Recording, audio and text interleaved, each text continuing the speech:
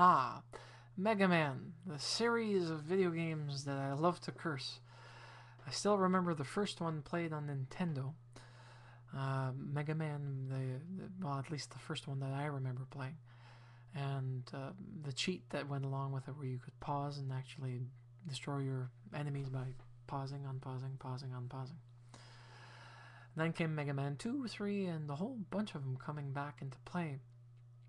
The only thing I hated about Mega Man, and I don't know if they've improved it in the years after I gave up playing Nintendo and playing a lot of video games, is if they actually eliminated the sudden death syndrome of Mega Man, where if you bumped into a spike, you died.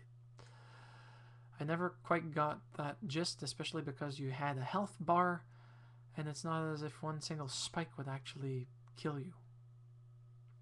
Oh well. Great series by Capcom.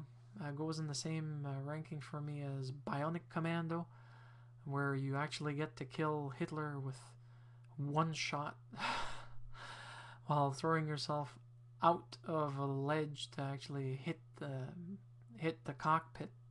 I'm trying to think of other games. Golgo 13. Never quite got the hang of that. Some other chintzy games that actually existed that brings back so many memories. But not Bomberman, but I'm trying to think what the name of the game was, where you actually could jump and you had a cape, you could fly, but it was opening up chests, and I can't remember what the name of the game was. I remember Dragon Warriors, the original. I remember Final Fantasy, the first one that came out in the market. Trying